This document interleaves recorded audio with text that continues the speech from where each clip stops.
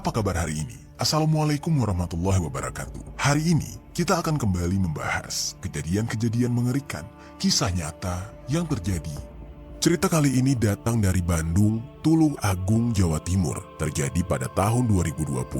Mengisahkan tentang seorang laki-laki yang dengan tega melakukan aksi eksekusi keji kepada seorang wanita karena dia suka terhadap wanita tersebut. Namun sayangnya cintanya ditolak. Aksi eksekusi keji ini dipicu karena rasa sakit hati gara-gara dia sangat terobsesi ingin memiliki wanita itu, namun tidak bisa terwujud. Gilanya, alat eksekusi yang dia gunakan adalah sebuah bor dan sebuah kursi. Bagaimana cerita lengkapnya tentang kasus yang satu ini? Langsung saja kita bahas. Sebelum kita mulai ke ceritanya, jangan lupa untuk subscribe channel ini dan bagikan video ini ke teman-teman kalian. Cerita ini dibuat berdasarkan berita yang sudah beredar dan diterbitkan oleh beberapa media publik yang aku sajikan dan aku rangkum dalam bentuk alur cerita. Kita mulai ceritanya. Jadi sobat, di sebuah daerah, tepatnya di Kecamatan Bandung, Tulung Agung, Jawa Timur, hiduplah seorang ibu rumah tangga yang sangat cantik bernama Nikmatur Rohmah. Dia sering dipanggil dengan nama Rohmah. Rohmah ini sudah menikah dengan seorang laki-laki yang identitasnya tidak dipublish. Rohmah dengan suaminya tinggal di sebuah rumah yang cukup sederhana namun nyaman dan diwarnai dengan kehadiran dua anak mereka. Hubungan rumah tangga yang mereka jalani sangat harmonis, yang mana keharmonisan mereka sampai dinotis dan menarik perhatian para tetangga, yang terkadang juga membuat mereka iri. Terlebih lagi, menurut orang-orang, anggota keluarga Rohmah sangat ramah sekali dan tidak heran jika orang-orang banyak menyenangi mereka. Namun sobat, di balik itu semua, ternyata ada laki-laki yang diam-diam mengagumi Rohmah, bukan tanpa alasan. Dia menyukai Rohmah karena parasnya yang cantik dan perlakuan Rohmah yang beberapa kali baik kepadanya, tetapi hanya sebagai tetangga atau kerabat. Sebenarnya hal itu wajar saja, namanya juga hidup bertetangga. Ya pasti Rohmah akan berbuat baik kepada siapa saja. Namun laki-laki ini justru terbawa perasaan dan justru menginginkan lebih. Oh ya, nama laki-laki ini adalah Budi Santoso yang usianya sudah menginjak 28 tahun.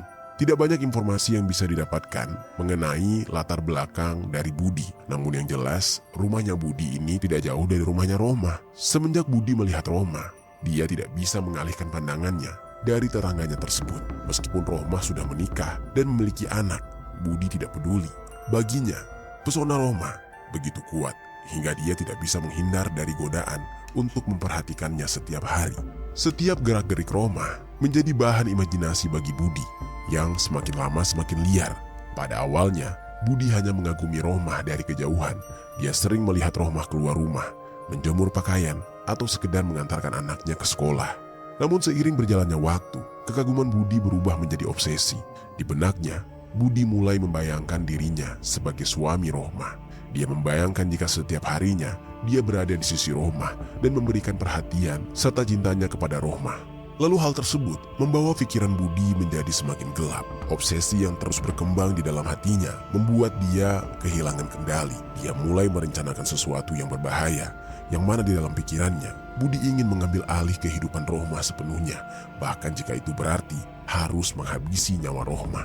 Tidak ada informasi mengenai apakah Budi ini sudah pernah menyatakan cintanya kepada Rohmah atau belum. Ya walaupun hal itu sangat tidak mungkin baginya karena Rohmah sudah memiliki suami, dan obsesi yang tidak dapat terbendung ini tiba-tiba berubah menjadi kebencian di dalam diri Budi. Yang mana di saat itu Budi mulai berencana ingin menghabisi nyawa Rohmah. Tiba-tiba pikirannya menjadi kalut. Dia sangat ingin menghabisi nyawa Rohmah.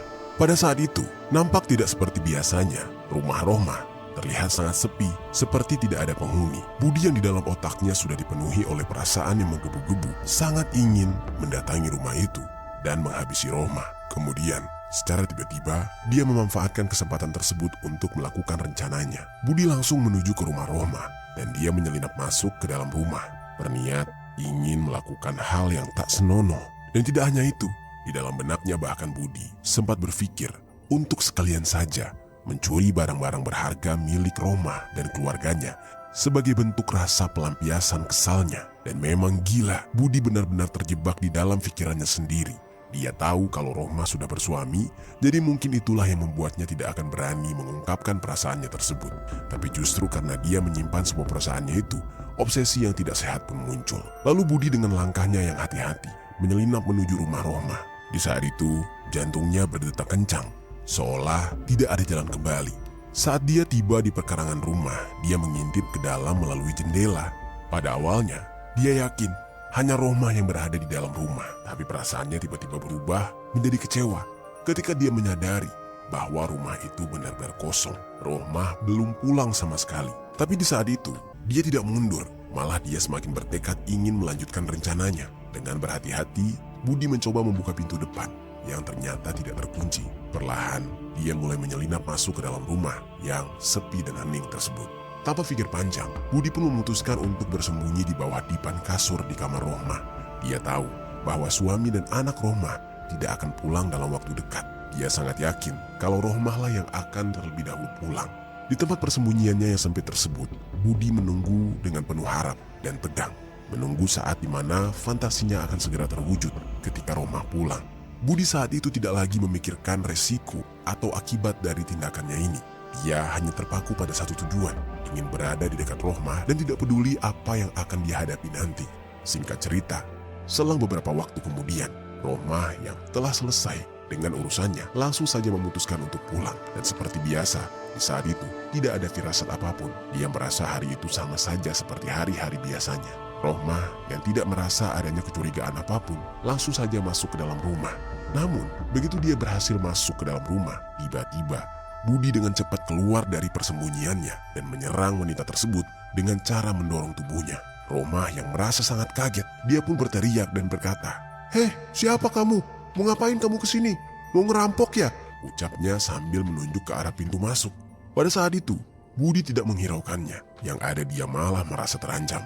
Rohmah yang ketakutan mencoba untuk berteriak lagi, namun teriakannya tersebut terhenti ketika Budi yang panik dengan cepat menghampiri Rohmah dan mendorong Rohmah dengan sekuat tenaga hingga Rohmah tersungkur ke lantai. Bagian kepala Rohmah pun terbentur sangat keras, membuat dia pusing dan tidak berdaya. Tidak cukup puas, Budi pun melakukan serangan lain. Dia kembali mengambil sebuah kursi kecil yang ada di ruang tamu.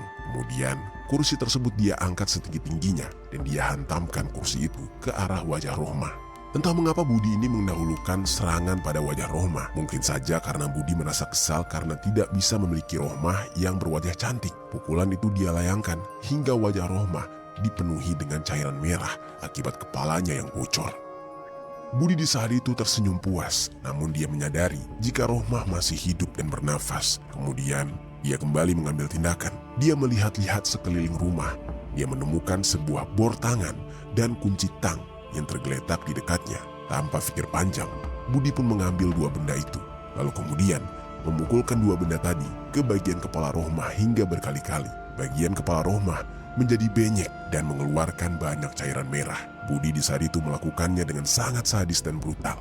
Yang mana sobat, akibat dari serangan itu, Rohmah seketika meninggal dunia di tempat dalam keadaan wajah yang sangat mengerikan. Di saat Rohmah terlihat tidak memberikan reaksi lagi, dia tidak bergerak, dan di saat itu dia sudah terbujur kaku. Budi pun langsung memeriksa nadi Rohmah. Disitulah dia baru menyadari jika Rohmah sudah tewas, dan dia pun langsung menghentikan aksinya. Setelah tahu jika Rohmah sudah tidak bernyawa, dalam pikiran Budi terlintas sebuah niat bejat, yang mana dia kepikiran untuk merudak paksa jasad Rohmah. Namun di saat itu, dia mengurungkan niatnya tersebut karena khawatir nantinya suami dan anak-anak Rohmah tiba-tiba pulang. Yang mana setelah dia melakukan aksi tersebut, Budi pun langsung memutuskan untuk pergi dari sana. Dia pulang dengan keadaan tubuh yang masih berlumuran cairan merah. Budi keluar dari rumah itu, lalu mengunci pintu rumah dari dalam. Dia kabur melalui pintu samping, dan dia pergi begitu saja, meninggalkan jasad Rohmah tergeletak di lantai. Beberapa waktu kemudian, sekitar pukul 10:30 malam, suami Rohmah akhirnya pulang ke rumah setelah melakukan urusan dan yasinan dari rumah tetangga di hari itu. Namun, di saat itu dia juga merasa bingung kenapa istrinya tidak ada kabar sama sekali, padahal dia sudah sempat mencoba menghubungi istrinya melalui chat. Namun di saat dia tiba di depan pintu rumah, dia merasakan ada sesuatu yang tidak biasa, ada sesuatu yang membuatnya curiga. Pasalnya, istrinya tidak menyambut kedatangannya seperti biasa, dan Kondisi pintu rumah terkunci. Pada saat itu, suami Rohmah berusaha untuk memanggil sang istri, namun sama sekali tidak ada jawaban dari dalam rumah. Dia mencoba untuk mengetuk, berteriak, namun tetap tidak ada jawaban. Suami Rohmah merasa ada yang tidak beres, yang mana pada akhirnya suami Rohmah mengambil tindakan. Dia mencoba memperhatikan setiap sudut rumahnya, mencari jalan masuk lain. Hingga setelah dia berkeliling dengan penuh rasa khawatir, dia pun melihat ke arah sebuah jendela di rumahnya. Suami Rohmah di saat itu sedikit mengerutkan dahi. Pasalnya dia melihat jendela rumah tersebut sedikit terbuka, dan hal itu sangat tidak biasa. Tanpa menunggu lama, dia pun mendekati jendela tersebut, dan dia mencoba masuk melalui jendela. Ketika jendela sudah terbuka lebar, masuklah dia ke dalam rumah. Dan ketika berhasil masuk, dia langsung dikejutkan dengan pemandangan yang benar-benar mengerikan. Seketika tubuhnya mematung, dia merinding, gemetar, tidak menyangka dengan apa yang dia lihat. Tubuhnya seketika lemas, bibirnya pucat pasi, melihat sang istri tergeletak di lantai, dipenuhi dengan cairan merah. Di saat itu, dia pun berucap, "Ya Allah istriku, ya Allah kenapa ini? Tolong, tolong!" Teriaknya, mencari bantuan. Seketika dia panik bukan main, dan tanpa pikir panjang, dia langsung berlari keluar rumah, berteriak meminta bantuan kepada warga sekitar. Di saat itu dia menangis jadi-jadinya. Dia histeris. Teriakannya tersebut mengundang kerumunan warga, dan semua orang berdatangan ke rumahnya. Warga yang datang di saat itu langsung menanyakan, ada apa? Apa yang terjadi? Suami Rohmah pun langsung berkata, jika istrinya tergeletak dalam kondisi yang mengenaskan, seperti dihabisi oleh seseorang. Tidak lama setelah itu, warga pun langsung masuk ke dalam rumahnya. Melihat kondisi yang mengerikan itu, warga langsung melapor kepada pihak kepolisian. Tidak lama kemudian, datanglah polisi ke sana. Semua orang bertanya-tanya, apa yang sebenarnya terjadi di dalam rumah. Sementara suami Rohmah hanya bisa berdiri dengan perasaan yang hancur.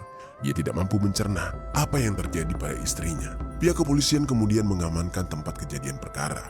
Proses investigasi pun dimulai dengan penuh kehati-hatian. Tim forensik menyebar di seluruh area rumah, bekerja dengan teliti untuk mengumpulkan semua barang bukti yang relevan. Mereka memperhatikan setiap detail dari kursi kayu yang tergeletak di ruang rumah hingga alat-alat yang mungkin digunakan oleh si pelaku dalam serangan ini. Dan terlihat di sana ada bor tangan dan juga kunci tang. Pihak kepolisian juga menemukan beberapa potong pakaian yang mungkin telah terkena cairan merah, serta jejak-jejak yang mungkin tertinggal di tempat kejadian. Tim forensik bekerja dengan cepat dan efisien untuk mengumpulkan semua barang-barang tersebut, memastikan semua bukti dikemas dengan hati-hati untuk analisis laboratorium. Di saat itu, jasad dari korban langsung dievakuasi dan dibawa ke rumah sakit untuk kebutuhan visum. Lalu di sisi lain, salah satu langkah penting dalam investigasi adalah mengumpulkan sidik jari dari barang-barang bukti yang ditemukan di TKP. Terdapat sebuah sidik jari pada bor tangan dan tang, serta beberapa benda lain yang diperiksa secara mendalam. Proses ini memerlukan ketelitian tinggi untuk memastikan bahwa semua sidik jari yang relevan teridentifikasi dan cocok dengan database kepolisian. Ketika hasil analisis sidik jari itu keluar, mereka menemukan bahwa sidik jari tersebut adalah sidik jari milik seorang laki-laki yang mengarah kepada Budi Santoso, tetangga dekat Rohmah. Temuan ini pun menjadi sebuah titik terang dalam penyelidikan. Nama Budi kemudian dicatat sebagai salah satu orang yang harus diinterogasi. Polisi kemudian menghampiri rumah Budi, langsung menjemputnya dan membawa dia ke kantor kepolisian untuk dilakukan interogasi. Pada saat tiba di kantor polisi, dia di saat itu tampak gugup dan cemas. Gerak-geriknya yang gelisah, wajahnya yang pucat dan tangannya yang terus bergetar menjadi perhatian tim penyidik. Polisi memulai interogasi dengan pertanyaan-pertanyaan umum. Tetapi di saat itu respon Budi menunjukkan tanda-tanda adanya ketegangan yang tidak biasa. Dia sering menghindari kontak mata dan menjawab dengan nada yang tidak konsisten. Selama interogasi, polisi terus menekan dengan pertanyaan-pertanyaan yang semakin spesifik tentang keberadaan Budi pada malam kejadian dan apa hubungannya dengan Rohmah. Budi di saat itu semakin terlihat tidak nyaman dan mulai berkeringat. Beberapa kali dia berusaha menyembunyikan rasa paniknya, tetapi ketidakmampuannya untuk memberikan jawaban yang membuat pihak kepolisian mulai mencurigainya. Polisi kemudian mulai menunjukkan bukti-bukti yang ada, termasuk sidik jari dari Budi yang ditemukan pada barang-barang di TKP. Ketika bukti-bukti tersebut dikeluarkan di hadapannya, Budi tampak semakin terguncang, dalam keadaan tertekan dan dengan rasa bersalah yang tidak bisa dia sembunyikan lagi. Budi akhirnya mengakui perbuatannya. Dia pun tidak bisa mengelak lagi. Dia langsung bercerita apa yang sebenarnya terjadi. Di saat dia mengakui perbuatannya, dia mengungkapkan bahwa motif dia melakukan hal itu karena dia terobsesi terhadap korban, Rohmah, yang telah mendorongnya untuk melakukan kejahatan tersebut.